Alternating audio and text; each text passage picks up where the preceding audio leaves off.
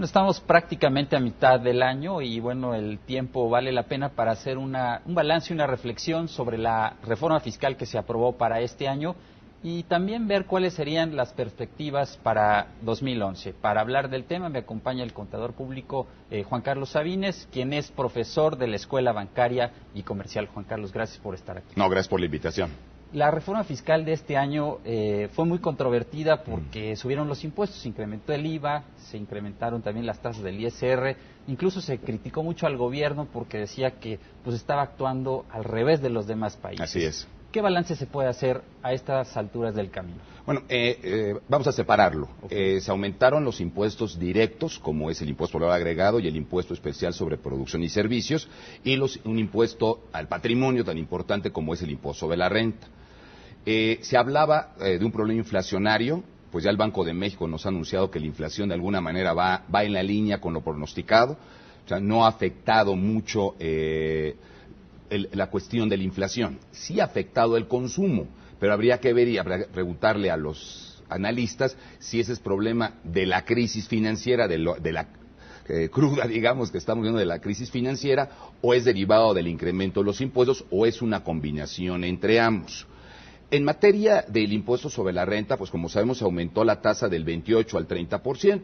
A esto pues ha desincentivado, digamos, de alguna manera a las empresas a invertir un poco más, pero no sabemos también si es consecuencia de la crisis o es consecuencia a una tasa mayor. En el entendido, cabe aclararlo, que la tasa que estamos viviendo es competitiva con nuestros socios comerciales. Verbi Graci.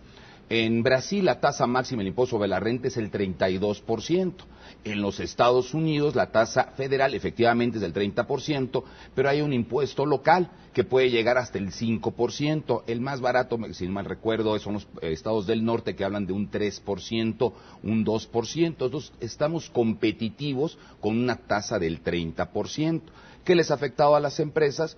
Pues evidentemente en los pagos provisionales del impuesto sobre la renta, que tienen que ser mes con mes a cuenta del impuesto anual, pues han tenido que desembolsar un 2% más. Pero además hay otra situación adicional a esta que tú mencionas, que coexisten dos impuestos que gravan a las empresas, Así el es. IETU y el ISR. Así Eso es. pues también les ha afectado a las empresas en, digamos, en su parte administrativa.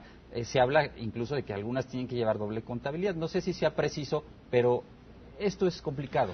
Doble contabilidad no, porque es pecado, vamos a decirlo así.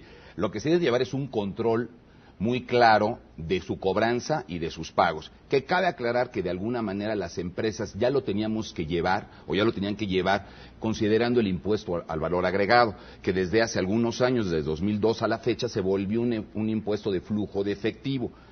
Las empresas tenían que controlar su cobranza y sus pagos, o sea, sus gastos hasta que efectivamente se paguen, que esto concatena con el IETU. Yo no vería tanto el IETU como un problema administrativo importante, sí lo tiene, pero más bien la injusticia del IETU, en donde no me permiten poder recuperar en materia del IETU lo que son ingresos exentos para los trabajadores. Déjame, si quieres, ser muy puntual aquí. Los legisladores laborales, los que representan los sindicatos, han logrado que en materia del impuesto sobre la renta hay una serie de percepciones o ingresos que son exentos para los trabajadores, lo que le llamamos la previsión social, pues. Y está exenta del impuesto sobre la renta, es un logro laboral. Desafortunadamente eso no lo permite disminuir o acreditar en materia del IETU, o sea, el que está pagando el pato, digamos, como se dice vulgarmente, es el patrón, que es el que, bajo los logros laborales, contractuales, de costumbres, etcétera, etcétera, le da al trabajador esa previsión social, y esa no la puede disminuir en materia del IETU. O sea, yo lo que veo en el IETU hay una serie de injusticias, es un buen impuesto, pero habría que afinarlo. Desafortunadamente la Corte ya decidió que eso no es inconstitucional, porque decidió que lo válido no es la base, sino es el ingreso, y se le olvidó que hay una base al Poder Judicial. Con estos antecedentes ya se habla también de que, bueno, viene otra reforma fiscal. El tema fiscal es inagotable y cada año vemos cambios, y quizás eso es lo complicado. Así es. ¿Por dónde empezar? A mi leal saber y entender, yo sí atacaría el IVA. Yo entiendo que el IVA, una tasa generalizada del IVA es un tabú, es como quitar exenciones.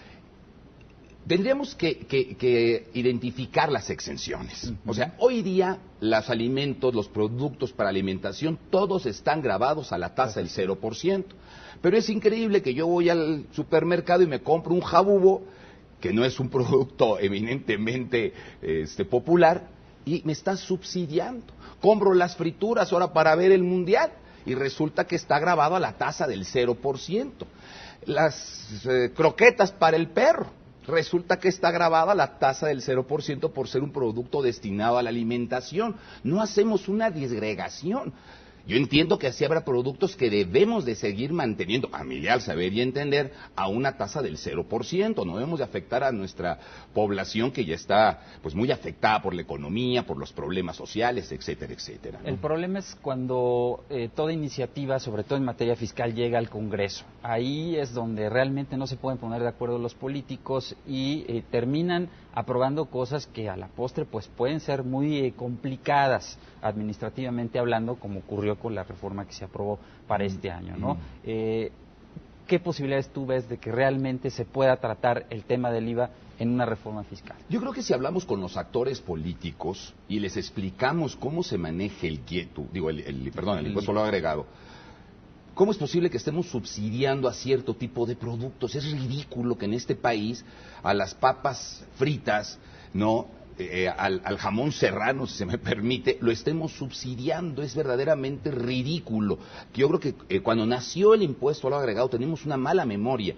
En la época de José López Portillo había una lista de productos que grababan a la tasa del 0% y todos los demás a una tasa general del 6%. En aquel entonces era una tasa genérica del 6%. Y se ponía una tasa del 0% a una lista de productos elementales. Yo me acuerdo mucho que estaban hasta las latas de sardinas, que era un producto que los obreros, los albañiles lo comían mucho. Bueno, se señalaba que eso debería estar grabado a la tasa del 0%, pero todo lo que más, que es latería, para nada, vámonos a grabarlo y no subsidiarlo. Hoy día estamos subsidiando ciertos alimentos que no son de primera necesidad y por ese tabú que hay, no lo estamos tocando y no hacemos una separación. Lo importante es que México tenga un sistema fiscal competitivo. Así es. Y que sea el país atractivo también para la inversión, y eso empieza por el sistema fiscal. Así es. Juan Carlos, muchas gracias. No, hombre, al contrario. Gracias a Juan Carlos Sabines, profesor de la Escuela Bancaria y Comercial, y gracias a ustedes, amigos de Barra de Opinión.